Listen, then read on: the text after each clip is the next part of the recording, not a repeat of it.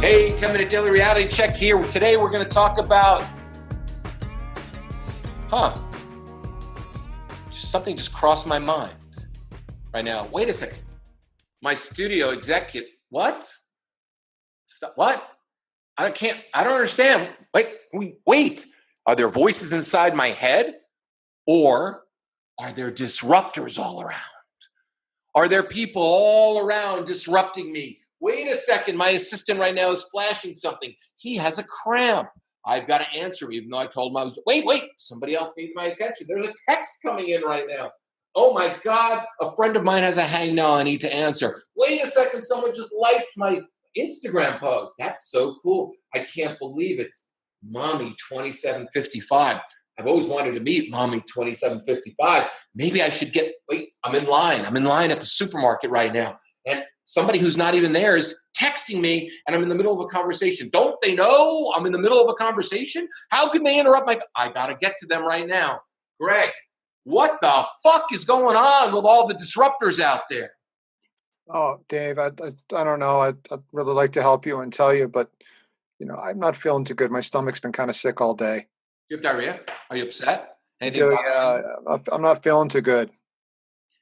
Why do people do that? Why do people not go with the flow and feel like they need to change the flow to all about them? I literally call it the Instagram Live or Facebook Live. It's all about me. When they look in the mirror, mirror on the wall. Who's the fairest? One of them all. Me. Why do people feel the need to constantly disrupt other people without even asking, hey, do you have a minute to talk? It's easy.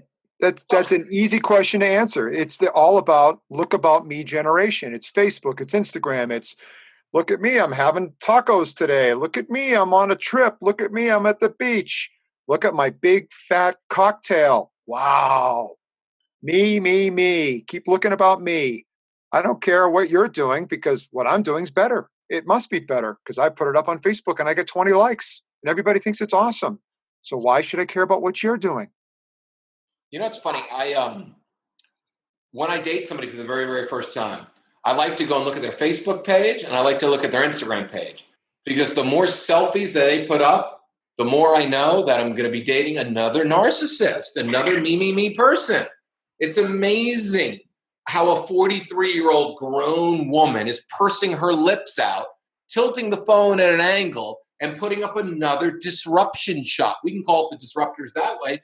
But and then I look at what they post and what they say about themselves. Are they posting them with their cocktails? Are they posting another meme about how life should be? Because that's another disruption as well. I'm going to post a quote from somebody else because it's one of my famous quotes because I really don't have anything really interesting to say on my own.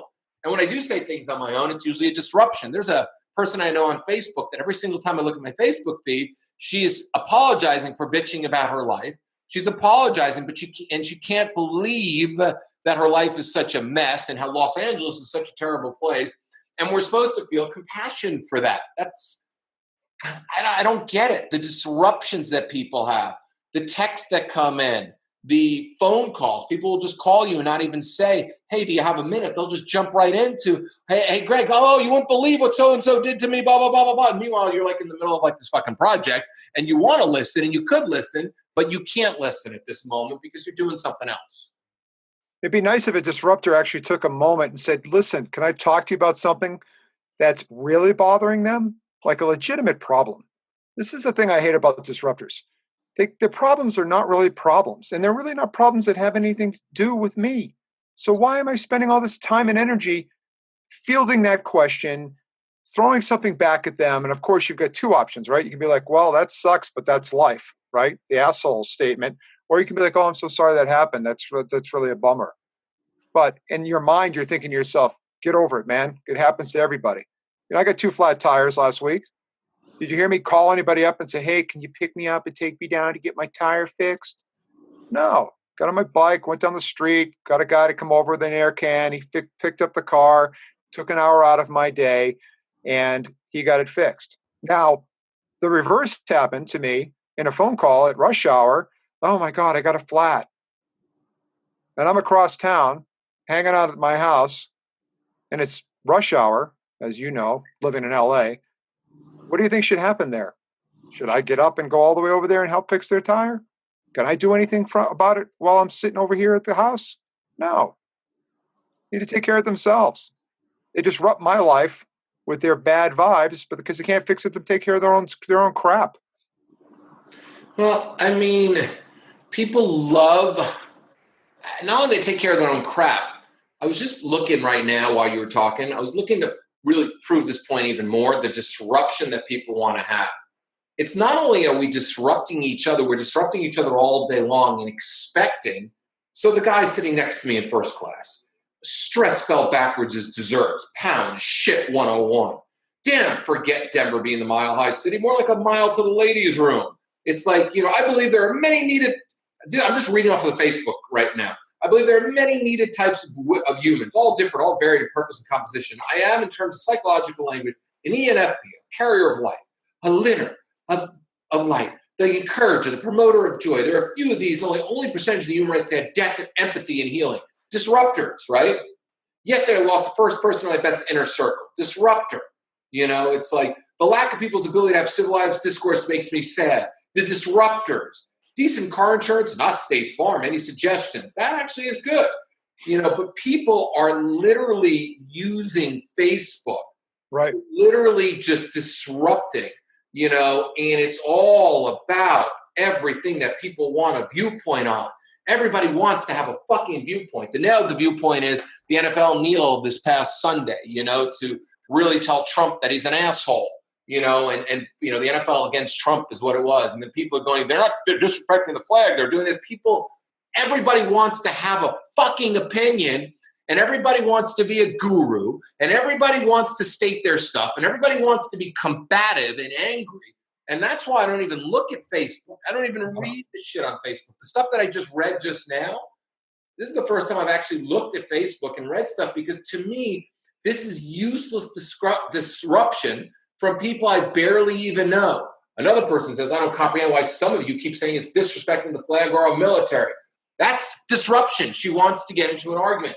245 comments. People have nothing better to do than to argue with somebody who they don't even know on Facebook, to get into a disruptive, angry argument, to state their point on something. I don't get it. I don't understand, because there's so many more joyous things to do. I'd rather sit around and fuck for 3 hours every single night and have great sex.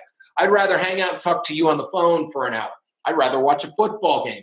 I don't want to sit there and get on Facebook and get into this argument and get into these things or harp on one word and literally just waste my time. People are just wasting time.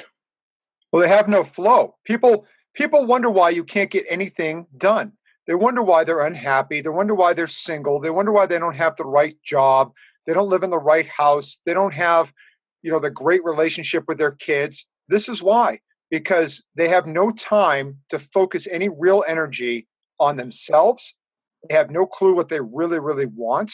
And I really think that Facebook, Instagram, all those social media sites are such a huge disruption that people don't really realize how much their lives are being screwed with. I've spent a lot of time trying to make sure that I don't really waste any time online and make sure I'm spending time doing things I want to do. And not only is it people that disrupt your life because they try to dump their problems in your lap, but social media is slowly but surely just killing everybody's desire to really become anything anymore, because they're spending all their time looking at stupid crap like you're talking about. Well, Greg, it's even worse. I mean, this person, literally, if I'm looking through their post, this thing had to have taken at least 25 minutes to write. At the time we record this podcast at, 2:26 in the afternoon Pacific time. So it could have been 5:30 Eastern time, but I know for a fact they live in Pacific time. So in the middle of their workday, they took 25 minutes to talk about this. Then they even quoted Howie Long in there. Then they put hashtags in there so other people can see it, because everybody else who's not in their Facebook feed needs to fucking search for it, because we have a hashtag generation. It's like, well, I want other people to see my fucking anger. I want other people to see my opinion. Holy shit. You disruptors are validation junkies. It's unbelievable. You're some of the most insecure people I've ever seen in my entire life. And that's the reason why you want to disrupt people. Facebook should be about posting little pictures of our kids and other things. And I mean, it's just everybody's got a fucking opinion. And one person said it to me years ago. Every asshole has an opinion. What is that thing?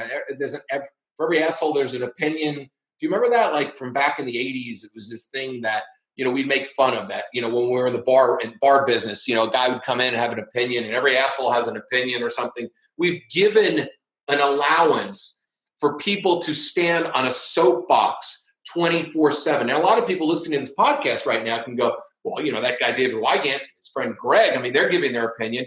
Look, I've earned my fucking opinion, okay? I'm 20 years in the advice business, 20 years of coaching, 20 years of doing all this stuff. I didn't just decide to have a podcast overnight because I thought it would be really cool to hang out in my garage like Wayne's World and literally sit there and go, Wayne's World, party time, right? Remember that? Wayne's World. Excellent, yeah. Right? I've actually done this. I've done the work. I put the hours in to literally do the work, to understand human development and human behavior. So whether you like my opinion or not, that's fine with me, but you're not going to see me posting this shit all over fucking social media. If I was not somebody who was not a public figure and not somebody who built a business that was out in the public eye all this time, you would never hear from me. You'd never hear from me on Facebook because you never hear about my private stuff. I won't post my private life.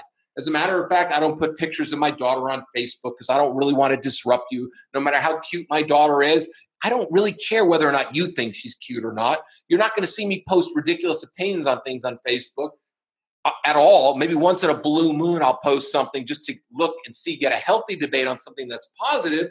But it's just, I don't know, just this whole thing is just such time wasting. What are we trying to do here? Why are we constantly trying to create controversy in social media and in life? And why can't we just all just enjoy life? Because that's what it is. It's just a beautiful fucking experience to really enjoy each other.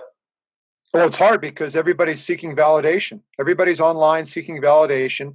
And people feel that the only way that they can really get anybody to pay attention to them is by disrupting their life and having some kind of warped opinion. And I guarantee that the guy that put up that post was just dying to put it up just to see how many people would validate him, good or bad, because he doesn't care either way. But at the end of the day, all he's doing is disrupting himself, and he's disrupting the other people on the other line, on the other end of the post, because he feels that it's relevant. He feels like he's doing something. And I think that's the biggest thing that people don't realize is disruption is not productive. It's not helping anybody on either side. It's not genuine. It's not from the heart. I just don't get it. I don't get it. I see to some point, some political debate, I understand that, but I don't know. It's just not it's not my thing. I don't think it's a proper way to, especially with your friends. I'm talking more about disrupting people's lives that you care about. It's one thing to disrupt random strangers, right? While they're still random strangers, who gives a shit? But to come back and disrupt, for me to just start disrupting your life, which I'm very, cognizant of my friends, make sure that I don't dump my crap on them. If I have something serious to talk about, then it's a phone call. Hey, I really need to talk to you. And it's a slowed down discussion. It's not a dump fest where I just dump something on you and then walk away and pretend like it never happened. Well, you know what? I think we made our point. We don't want to disrupt your life anymore. And that's the reason why I made this a 10-minute daily reality check, for a reason. The reason being is I don't want to disrupt you more than 10 minutes. I want to give you an opportunity to really learn and think about things out the box and really work on your critical thinking and maybe just get a different perspective on things. That's why I don't do a 4-hour podcast. Do I have a lot to say? Can I do a 4-hour show every day? Abso-fucking-lutely. But I don't want to disrupt your life. Join Greg and I again another time to disrupt your life on the 10-Minute Daily Reality Check.